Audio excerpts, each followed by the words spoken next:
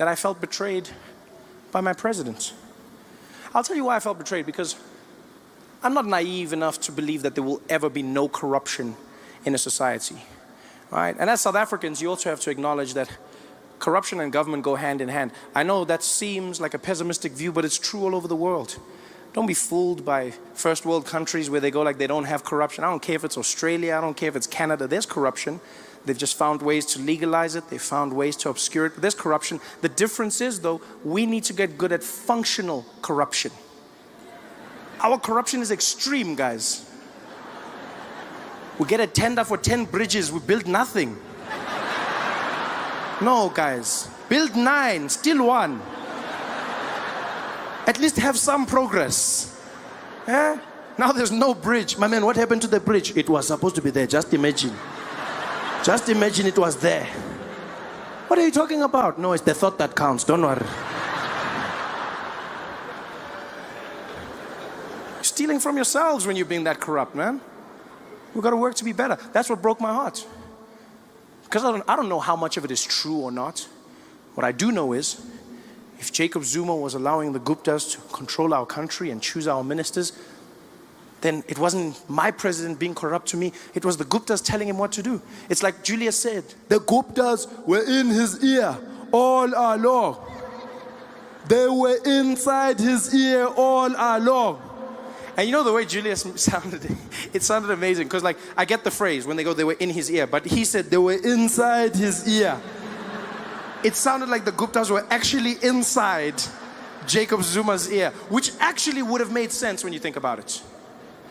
What if they were inside his ear the entire time? How do we know that every single time Jacob Zuma was speaking to us as a nation, he was actually telling us what the Guptas were saying to him? Like he had one of those earpieces that they have on those hidden camera shows, you know? Like he was there in Parliament, outside Parliament, there was a van with the Guptas sitting inside it. Hello, Jacob.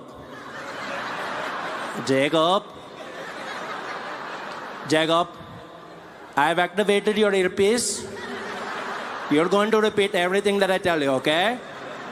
Jacob, Jacob, can you hear me, Jacob? Can you hear me?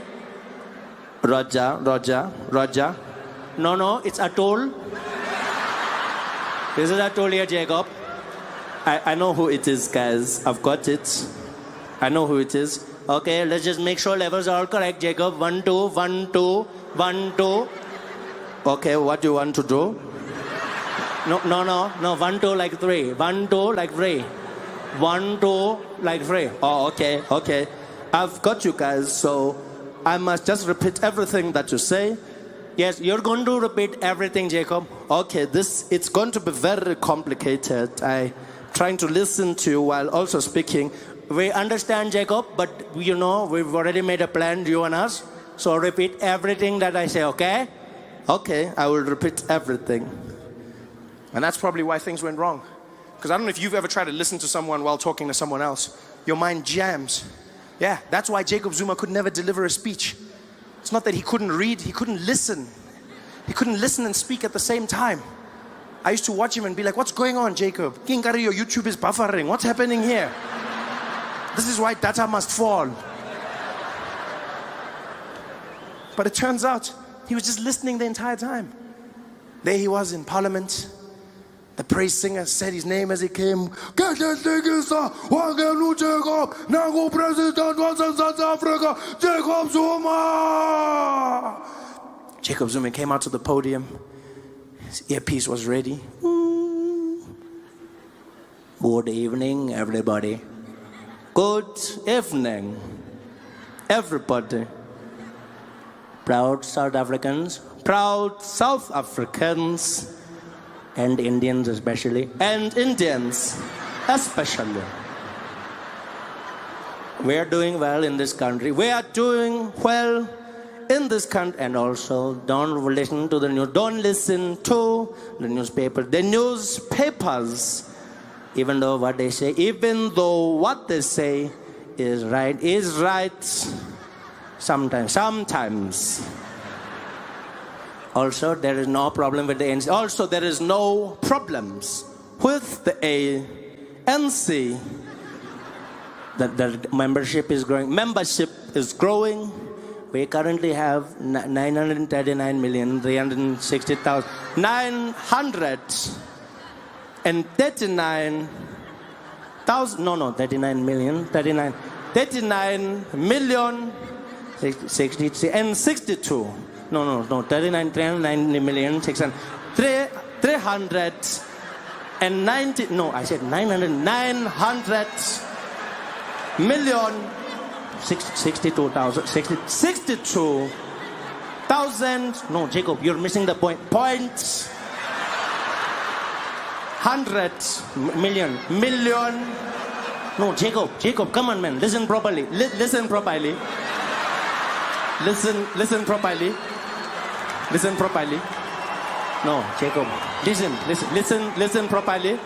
900 million. 900 million. Give me a pen there. Hey, Pelele. No, Jacob. 100 million. 39 million. 63,000. Oh. What are you doing? Jacob, no, man. That was just a tickle and a cough. Tickle as a church cough. Okay, this is going wrong, Jacob. Abort, Jacob. Abort. I bought.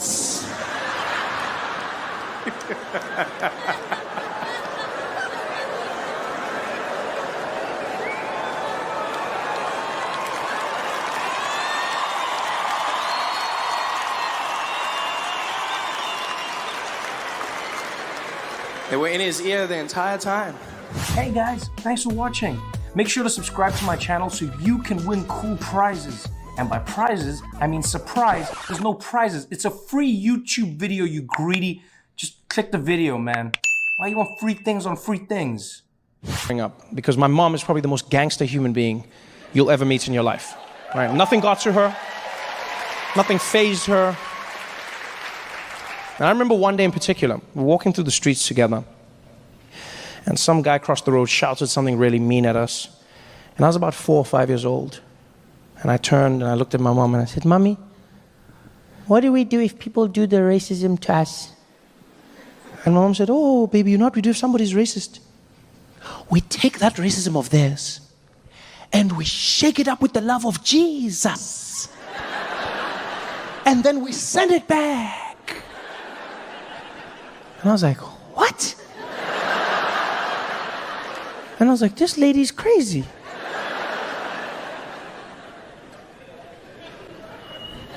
And she was crazy, but she was also right.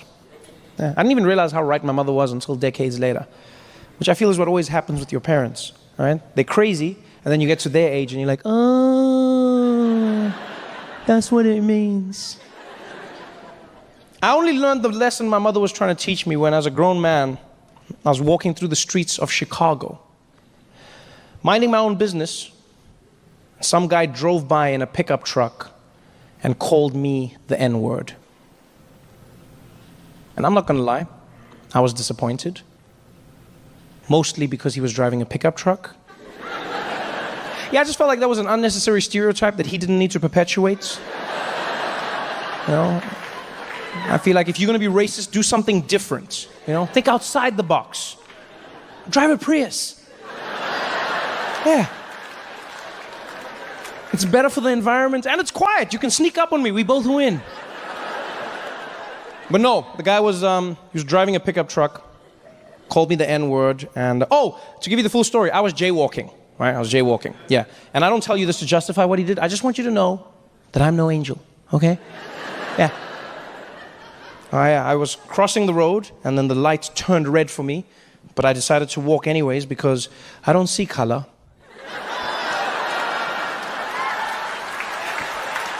And this man was so offended by what I had done that he drove his truck around me, rolled the window down, looked me dead in the eye, and he was like, "Get out of the road, n***er!" Oh, and you could see he wanted to hurt me. We locked eyes, and I could see in that moment he was waiting for me to be like, no.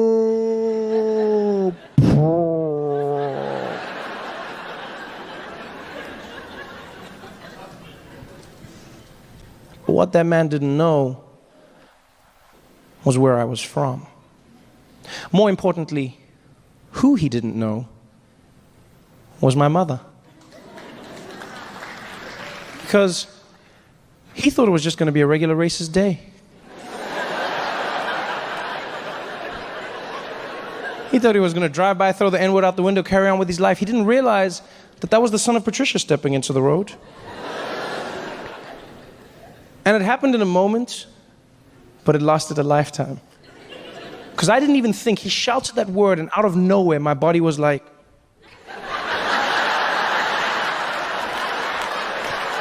I was like, oh shit, this is it!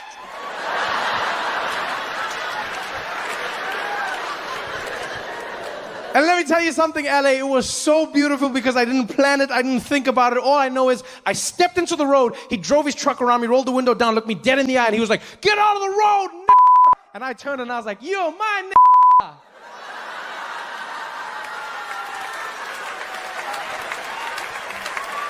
And he almost crashed and died.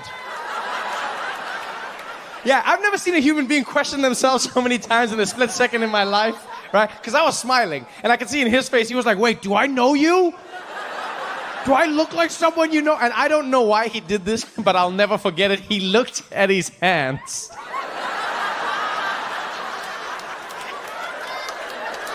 He looked at his hands like they'd somehow magically turned black, like I had cursed him with a bomb. I don't even know what he was thinking. Hey guys, thanks for watching. Make sure to subscribe to my channel so you can win cool prizes. And by prizes, I mean surprise. There's no prizes. It's a free YouTube video, you greedy. Just click the video, man. Why you want free things on free things?